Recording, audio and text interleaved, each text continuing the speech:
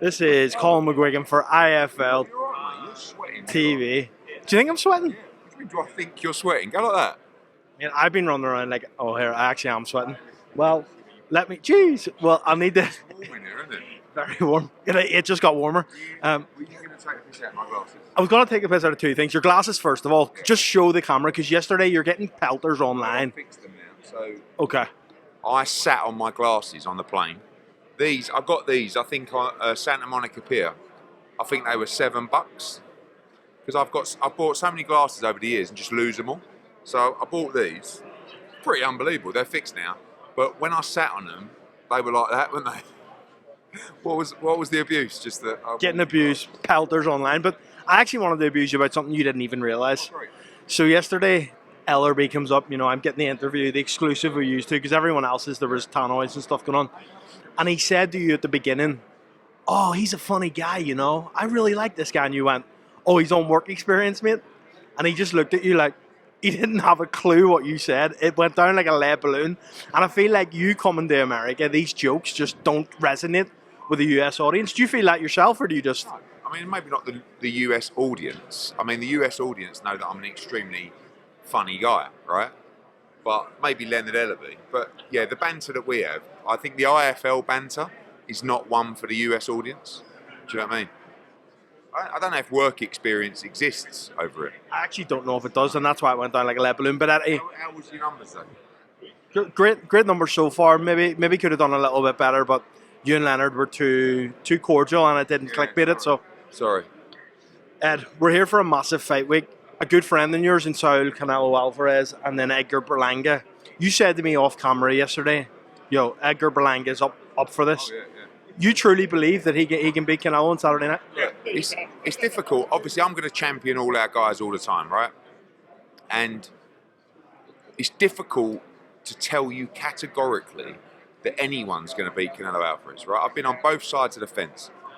I've had, I don't know, 5 or 6 fights with Canelo Alvarez promoting him. I've had 5 or 6 fights with the B side, right?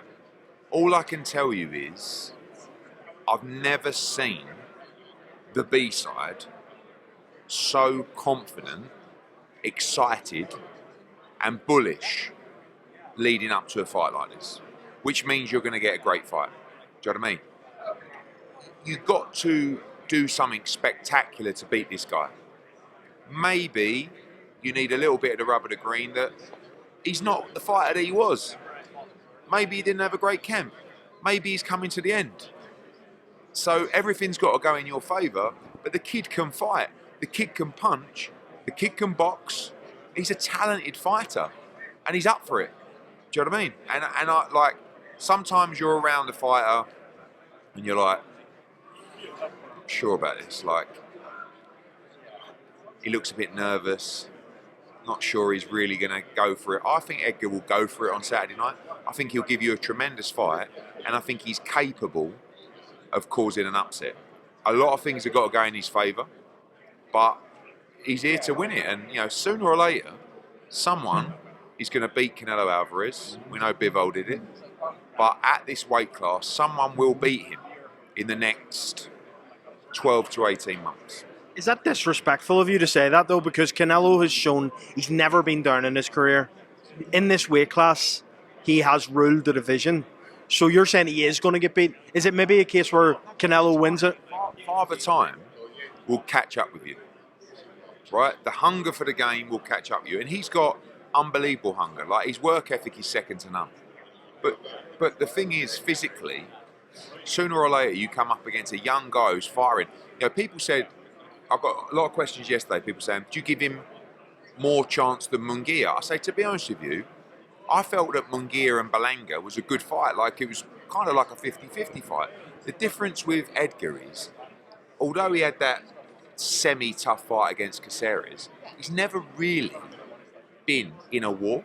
If you look at Jaime Munguia, he's had, 40, 50, come up to 50 fights? He had a war against Derevyanchenko. He had a war against Liam Smith. He had a war against Dennis Hogan. He's had so many wars. There's no miles on Edgar Berlanga's clock. He had 15 first-round consecutive knockouts. Do you know what I mean? he could probably do with a little bit more experience. Another one. What's that, Stephen? And it's another one of my mates. And, you know, I think at the end of the day, that's the difference in this fight. But there's no signs necessarily that Canelo Alvarez is slowing down. I think that could have been the funniest interaction of all time. You got absolute oh, jeez. You got absolute dagger. I nearly put a hand out. Do you know what I mean? That would have went terribly wrong. Do you know how horny it makes me? Sorry, let me just clarify for the viewers that was Stephen Espinosa who walked past. Yeah, and he sort of went, I went, hello, Stephen, how are you? And he went, hi, how are you? I nearly put the hand out, but I thought, imagine. But yeah, anyway, getting back to it, like, it's really, it's funny coming, you know, into this kind of territory. And do you know what? Like, I like a lot of the people at PBC. I really don't have any, I honestly don't have any dislike for anyone, but it's not really reciprocated. But is it awkward for you? Would it have been awkward previously? Now there's this, when Turkey LL Sheikh has created the, you know, you and Frank Warren coming back, is it made it easier for you? I'll be honest with you, nothing feels awkward to me, ever. No, because I'm a little bit arrogant, I've got a big ego, and my confidence is through the roof. So when I walk into a room, I don't give a fuck. What do you think? Do you think if I was affected by what people think of me, I'd still be here today, Cole? Do you know what I mean? I don't give a fuck, honestly. You can abuse me online, you can make up shit about me, you can have an industry of people that are dying for me to fail. All that stuff, just, it's like that, you know? There's been a lot of, I'll give you credit for this, because I heard last week they were talking about bringing security with you, right? There's so many people here. Why did you decline that offer? Let me tell you something now. I have never took security with me anywhere. To the point where people actually go, are you on your own? And I'm like, yeah. When I went to meet Shakur, and there was about 400 people there, he went, do you roll on your own? I'm like, what do you mean roll on my own? What, you got no one around you? I'm like, no. Why, should I? Do you know what I mean?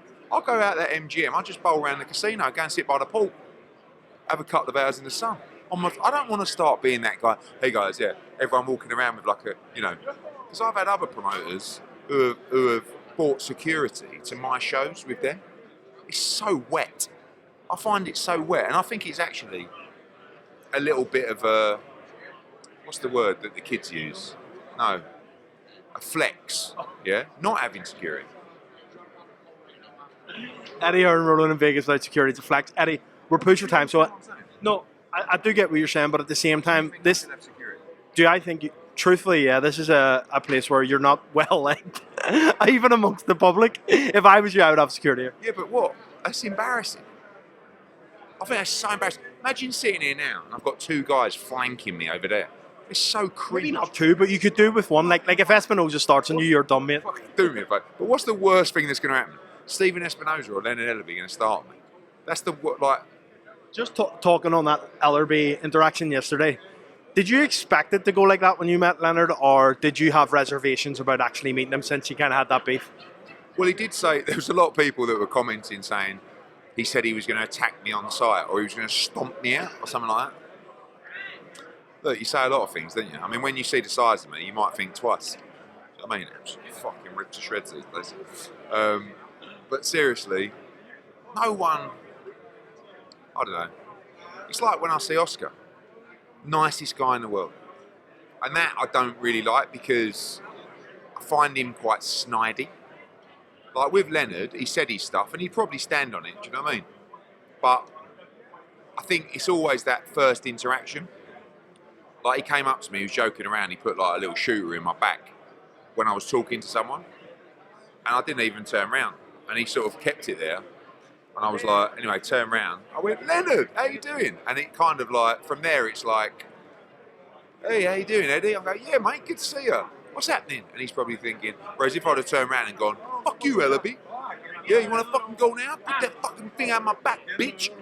Right? Then obviously, it would have gone off. But I'm not going to fight him. What are we going to do? Start having a roll around with Leonard Ellerby in the MGM fucking lobby. Eddie, I want to get your thoughts on something that Anthony Fowler said. I'm sure you've seen the comments on the AJ Dubois Spar. What did you make of that? What, the comments? I mean, I feel like what I heard, what everyone was telling everyone, was that AJ got carried out of the ring unconscious. That's changed quite a lot. So he got buzzed by a shot, was out on his feet. But by the way, they carried on sparring. You do know that people like Rob McCracken and those experienced guys, if you get hurt in sparring, the sparring stopped. So he got hit by a left hook. Apparently, even Fowler said, he had a little walk and then they carried on. So, but you can, like, sometimes you go up, you drive up to Sheffield, you've been in the car all day. I don't know what happened during the spar, but, you know, both guys are massive punchers. So, what was it, 8 years ago, 7 years ago? Have you heard stories yourself about that interaction, or any sparring stories that included Dubois and AJ? No, the only thing I heard was that, AJ got knocked cold out, and then obviously we knew that wasn't the case at all. And then, as Fowler said, you know, as I understand it, probably got hit by a shot, buzzed, they carried on. So what? Get hurt in sparring all the time, especially when you're not switched on for the fight. But different ages now, different fighters. But it doesn't really... I'm not trying to make a case for this to be an easy fight. I'm telling you, this is a fucking war. This is a tough fight. And we're up for it. We want that fight. AJ's up for this war next week. And he knows in his head this is going to be a tough fight. It might not be. But there's every chance it could be. And he's prepared for that because Dubois is young, plenty of spirit now. He's fit, he's in his absolute prime, he can punch, he's a handful. So, yeah, I mean, I don't know if people trying to build this case for Dubois. He's got a case. He's a good fighter. What's your discussions with AJ been like in the build-up to this? Have you spoke to him in the last few days? Or No, I was with him in camp on Friday. Brilliant. Up for it. Excited. Like, no, he knows. He knows Dubois. He knows this is... You know, when we sat down in the 5v5, we were both on the front row, and Dubois was fighting Hergovich, and I said to AJ, I think we'll win this. He went, nah, Dubois will beat him. Like, he rates him. Do you know what I mean? So... He's prepared accordingly, and it's not going to be easy. Eddie, how big is that fight week for the UK? There's been a lot said about the UK schedule, but it seems to be that people are maybe forgetting about how big this event is. It's going to be a sellout. Are we going to get the Oasis reunion at the same time? There's been a lot said about the UK schedule and stuff like that by these hardcore, strange fans who count seats on seat maps and stuff like that. Like next week, we've got the biggest event in British boxing for probably since the Vladimir Klitschko fight, right? So British boxing's fine, like it's in a good place. We know that we've had a little bit of bad luck with a couple of injuries, got a big fight to announce this week for Britain, and we're working hard on the UK schedule. So boxing in general, boxing in the UK, boxing worldwide, boxing here, Mexico on Friday night, boxing's flying. So don't worry, you know, sometimes you have a couple of weeks, a couple of events where you get a couple of injuries, and everyone goes, schedule's looking a bit thin. Yes, sorry, someone got injured. But last one from me. Since your little back and forth with Carl Froch, have you spoke to him since? I think a message or two, yeah. All cleared up and sort of? Listen, me and Carl, I'll never fall out with Carl, I don't think, because I respect him and we shared great times together. I think he's a funny bastard. I really do.